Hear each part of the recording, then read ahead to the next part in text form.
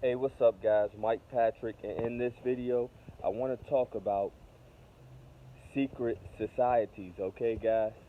I want to talk about fraternities, sororities, okay, the Freemasons in particular, okay? And the thing is, guys, there's so many conspiracy theories about mainly the Freemasons, but there's conspiracies about fraternities and sororities and secret societies altogether. Also, now, I can't speak for every secret society, okay? And I'm sure there's secret societies that the average person doesn't even know about, okay, guys, at all, to be able to make conspiratorial claims about them and all those different things. Then you have smaller groups within bigger groups that people don't know about. So you might know about a bigger group.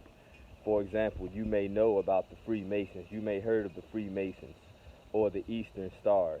But then there are smaller groups within those groups, if that makes sense. All right, guys. So the thing is, though, I wanted to talk about like the conspiracy aspect and demonizing these groups to a point where you're judging every single individual who may happen to be in these groups. Now, I'm going to raise some really, really good points here, guys, that I think will help people out in their understanding. Okay, guys? And I think it can minimize a lot of commotion, okay? And a lot of secret disagreement among people, okay? Because it may be things that people don't like to talk about to each other, though in the back of their mind they're like, hey, ain't you a Freemason? Or hey, ain't you an Eastern Star? Or hey, ain't you this fraternity? Ain't you that fraternity? And you guys know what I'm talking about. And I'm sure a lot of you guys is in these different groups know what I'm talking about. Where you could be a Freemason and or Eastern Star, but you've been seeing a lot of the rumors that have been going around online lately within the past, I'll say 10 years or so, about, Freemasons being this, Freemasons being that. Well, some of that could be true, and I want to talk about it from this point that, guys, there's good people and bad people in all groups, okay? In all walks of life and everything that we do. When you go to work, there's good people at your job, there's bad people at your job, there's so people at your job, okay? So it's the same thing with these groups, guys. Now, the origin of certain groups, I don't know, may or may not have been nefarious, okay? So if somebody starts a group at any given point, right, and the intentions start out bad, okay, but along the way, throughout the years, they got so good at recruiting people that they may have good people with good intentions within their group and within their circle to a certain degree.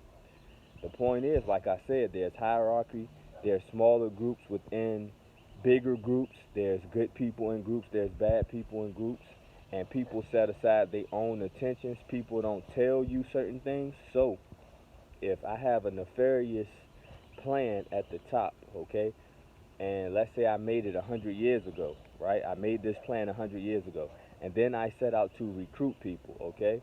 The first 4 or 5 people I recruit, that might be my inner circle, okay?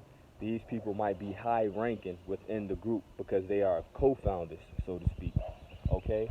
But at the same time, as my group gets bigger, I got 15, 20, 30, 40, 50 people in the group. Only 4 or 5 of them really know everything that motivates the group, okay? But you may have another 30, 40 people who only has limited information about how our group started, our group started, and everything that our group does, okay? So, with that said, guys, when you judge Freemasons, when you judge different fraternities and things like that, I'm not saying there's not bad things and bad people that go on within these groups, okay? But at the same time, you have to take into consideration many of these groups are, in some cases, thousands of years old. Some of them are like 100 years old or so. A lot of fraternities and things like that, or some of them are like 100 years old. Okay, so if somebody comes along and pledges a certain fraternity or sorority in year 2000, okay, they don't know. Even if you've been watching stuff on the internet or hearing things, you know what I mean? And if it is very well true, the person that just pledged yesterday might have a limited understanding of who they're pledging with, meaning that organization may say, oh, you know, we do community service, we do things in the community, we have a network where it makes it easier for you to do certain things in life, whatever, whatever. And a lot of people join off that basis. They're not going into there and people telling them, oh, we do, we do certain rituals and things like that, to, you know what I mean, to try to take over the world or something. I'm just throwing something out there, right? Like, they don't tell you that, right? They wouldn't tell you that when you're going in there. And so a lot of these people are legacy, meaning they're just doing something. They're doing it because somebody in their family might have did it, or so on and so on and so on.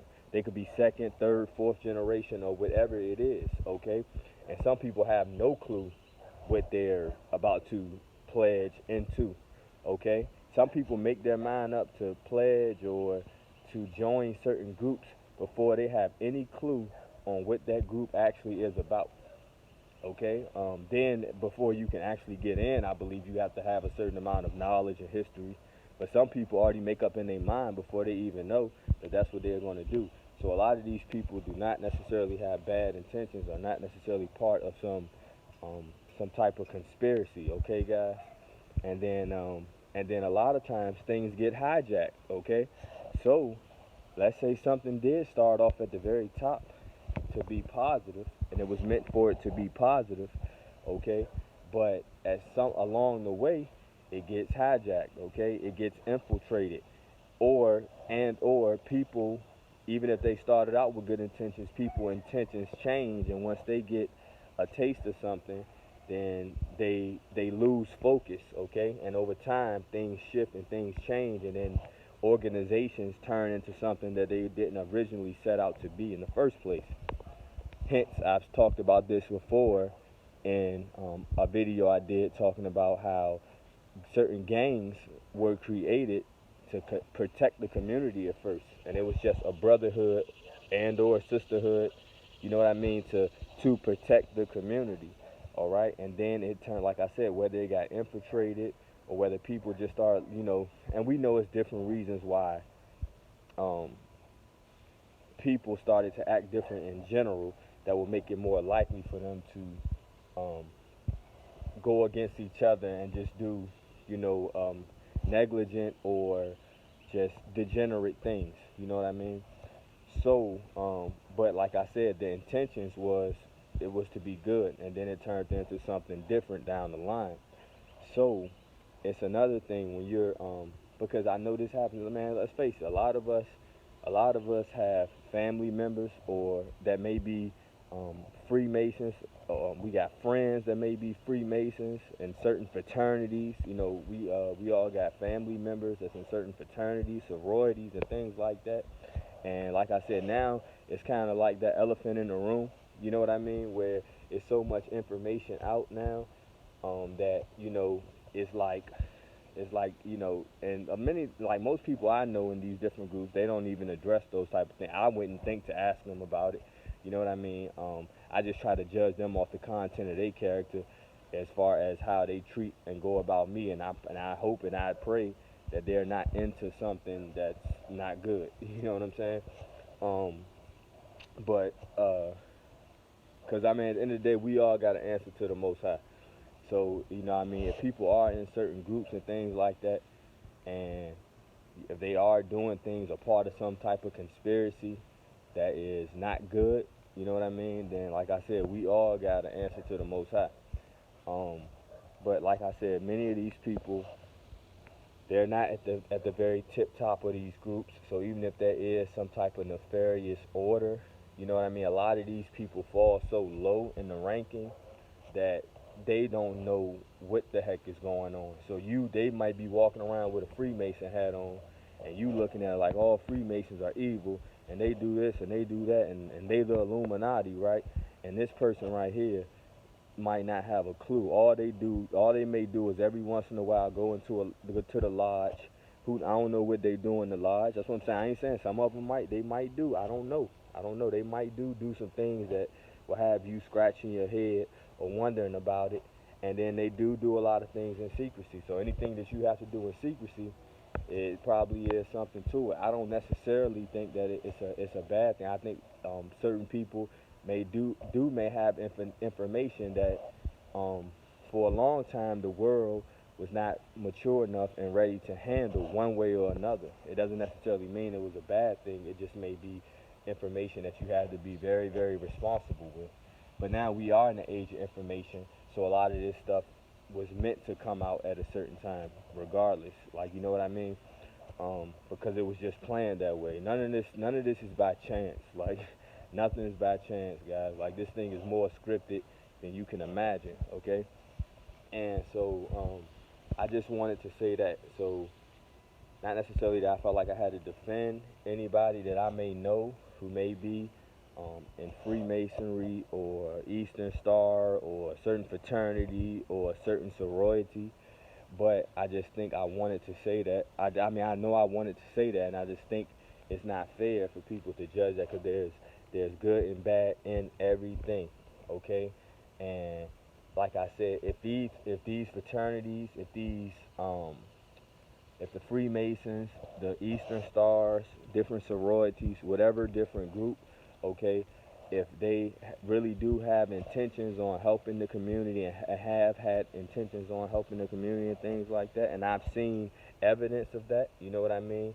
But at the same time, drug dealers is drug dealers who give out turkeys in their community too. You see what I'm saying? So, I mean, I'm not saying that people and groups can't be tied up into some things, okay, guys? But it ain't necessarily everybody. Most of these people fall so far under the pole, you know what I mean, and so short on the big overall, you know, measurement scale or whatever, or um, that they don't have a clue as to, you know what I mean, what their organization might entail completely. All right, guys. So like I said, judge a person off the content